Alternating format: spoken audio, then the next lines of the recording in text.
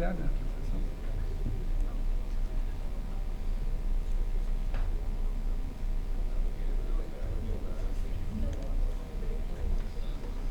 Vamos, então, dar início à sessão 10, que vai tratar do consultório vascular. Eu quero agradecer em meu nome a gentileza do convite por parte da comissão organizadora, especialmente por parte do Dr. Virgínio, e desde já parabenizar a Regional do Rio de Janeiro pelo sucesso desse empreendimento, por esse simpósio de tão alta qualidade, com uma sala cheia até essa hora da tarde de sábado, e também manifestar nossa alegria pelo sucesso dessa relação com a nova relação da Sociedade Brasileira de Angiologia e Cirurgia Vascular com a SBS, desejando que seja uma parceria que nos leve a grandes conquistas científicas. Vamos imediatamente dar início à nossa sessão, que tem como moderadora a doutora Maria de Lourdes Saibal, aqui ao meu lado.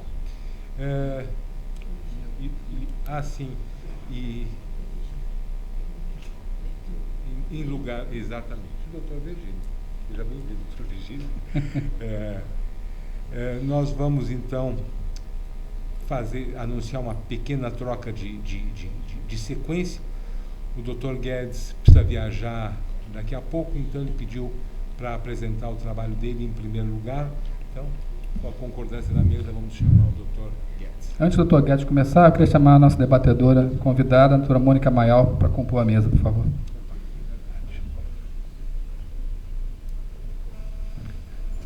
Boa tarde a todos. Diagnóstico diferencial do edema de membros inferiores. O edema, o líquido fora da célula, fora do vaso, o líquido intersticial, talvez seja um dos sintomas sinais mais frequentes na prática clínica diária, não só das doenças vasculares, mas da grande maioria das doenças. Existe um trabalho muito interessante mostrando que 80% dos pacientes de qualquer tipo de doença que procuram um médico de consultório vão cursar com edema de membros inferiores. Uma das pessoas que mais falou de edema, eu tive a oportunidade e a alegria de conhecer, foi esse grande colega aqui, professor Guyton, que escreveu no seu livro Fisiologia Médica um capítulo muito interessante sobre edema, e que 9 entre 10 estudantes de medicina leram o livro dele. Como eu falei, edema líquido fora da célula, fora do vaso, no interstício, leva ao acúmulo de sais, eletrólitos e proteínas, dependendo do tipo de edema, em vários locais do corpo humano. O vascular, no nosso caso, nós vemos o edema, o inchaço de perna. Então, perna inchada que aparece no nosso consultório. Aqui nós temos os 10 edemas, por ordem de frequência, mais comuns na prática clínica diária, sendo o edema cardíaco, aquele cuja causa está no coração, o mais comum, e o edema medicamentoso, o menos comum. Todas essas doenças, todas essas síndromes, todos esses quadros nosológicos cursam com edema de membros inferiores.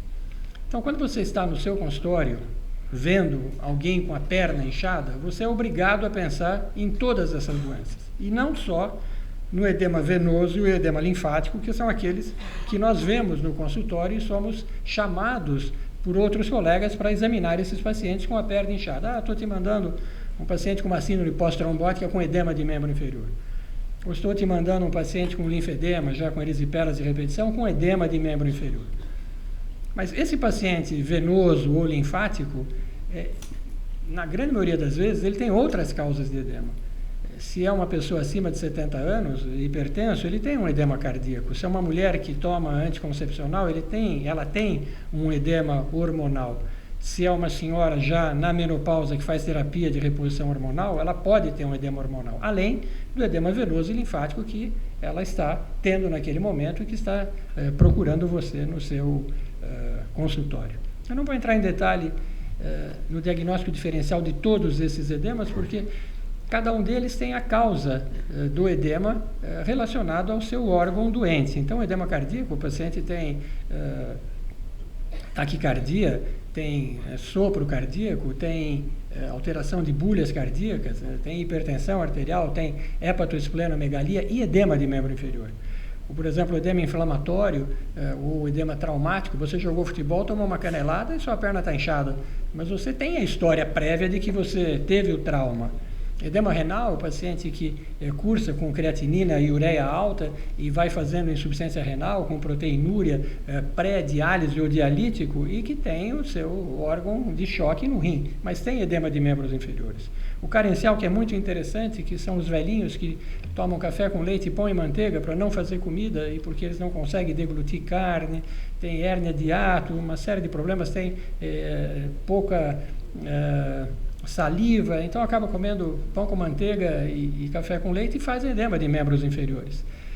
O hepático, nos casos graves de insuficiência hepática, o lipoedema, que é constitucional, principalmente num país como o nosso, que nós tivemos uma imigração do Mediterrâneo, então as mulheres que têm a perna grossa, as italianas, as espanholas, as portuguesas que vieram para o Brasil, podem ter uma forma de lipedema e o edema medicamentoso, o medicamento além do hormônio usado que mais leva a edema, alguns hipotensores e os anti-inflamatórios.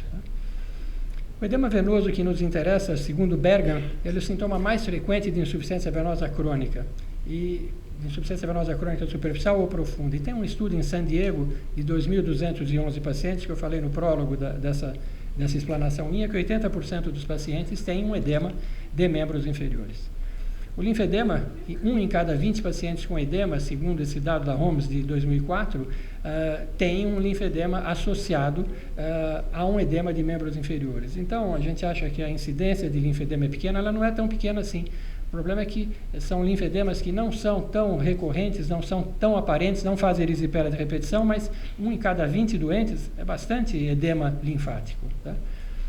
O mais importante disso tudo, para mim, é o que caracteriza o edema. Olha, nós temos uma tríade de vasos, artéria, veia e linfático, e esses 3 vasos, em conjunto, mantêm uma homeostase circulatória nossa. O sangue sai pela artéria, volta pela veia, e aquele que não volta pela veia, volta pelo vaso linfático em forma de líquido. Se você tem uma alteração arterial, venosa ou linfática, ou dos 3 vasos, a causa de edema pode estar não só na veia e no linfático, mas também na artéria. Por que eu falo isso?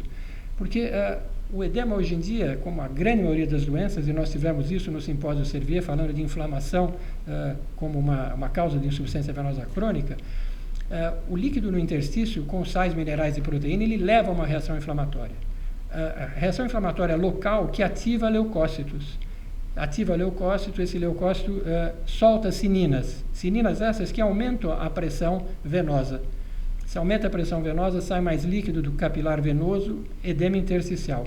Edema intersticial que comprime o capilar arterial que está lá. Comprime o capilar arterial, diminui a irrigação local. Então, o paciente que tem edema tem uma isquemia local por aumento da pressão venosa e diminuição da pressão arterial. E aumenta, subsequentemente, a filtração linfática. Se você tem todo esse desarranjo venoso, arterial e linfático, e você tem uma reserva linfática boa, 80% desse edema é resolvido sem que você saiba que a pessoa está tendo uma perda de líquido, uma isquemia local e uma não volta desse líquido para a circulação. Isso é muito interessante nesse estudo meu de linfocintilografia, na minha tese de doutorado, mostrando que nem todo paciente que tem um linfedema, que tem uma mastectomia, um tratamento para câncer de mama, apresenta o linfedema. Tá? Essa é a anatomia da pele, tecido celular subcutâneo, até a face muscular, mostrando onde estão os vasos. E essa microfotografia é muito interessante porque mostra um enorme capilar venoso, um vaso linfático e vários cuffs de proteína e sais minerais, mostrando aonde fica o líquido nesse local, saído da veia e não resgatado pelo linfático. Ora, quando você tem um paciente como esse, um paciente de 85 anos com edema de membro inferior, com varizes na perna direita e com um linfedema Jamolen 2 da perna esquerda, você fala, puxa, ele tem um edema linfático, mas ele tem varizes também. E ele é um hipertenso, um cara que faz diálise, velhinho que come o café com leite, pão e manteiga, e que você vem para o meu consultório para eu tratar de um linfedema. Ora, se eu não tratar o restante dessas causas, eu não vou conseguir tratar esse linfedema dele, que não é um edema linfático puro. É um edema que tem, daquelas 10 causas que eu mostrei para vocês, pelo menos umas 7 ou 8 causas.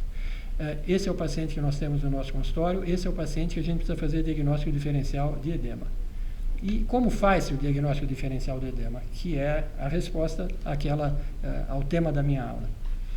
Coisa mais importante e mais antiga que nós temos, é hipocrático isso, é a história do paciente. Você tem que tirar a história do paciente, você tem que olhar para ele e falar, o que é que está acontecendo com o senhor? Tem perna inchada por quê?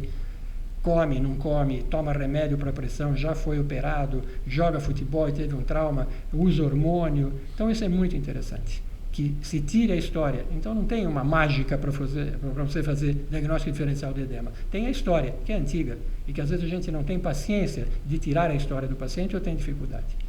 O exame físico que vai te mostrar o edema, se o edema é mais duro, menos duro, se ele é acompanhado bilateral, se ele tem hepatosplenomegalia, se tem falta de ar deitado, então dispneia de decúbito, se há uma história de uma outra doença, por exemplo, uma dificuldade de ingestão de alimento ou icterícia associada, pensando em edema hepático, né? E o que a gente usa para fazer o exame físico é a fita métrica, quer dizer, mede-se os membros e vê se há edema, a diferença entre um membro e outro. Balança quando você tem edema generalizado, no caso de anasarca, e o Doppler ultrassom, que ajuda no diagnóstico diferencial se o edema é venoso e ou linfático. Mas sempre pensando na história que o paciente pode ter todas aquelas causas de edema. Eu sou cirurgião vascular, como todos vocês, mas eu sou praticamente um angiologista no consultório, que recebo os casos com linfedema de membro inferior. E a grande maioria dos linfedemas que vem, só com o tratamento clínico das outras causas do edema, melhora o edema linfático. E não há necessidade de terapia física complexa, que é um tratamento custoso, demorado e às vezes não tão eficiente como um tratamento geral da saúde geral do paciente. Obrigado.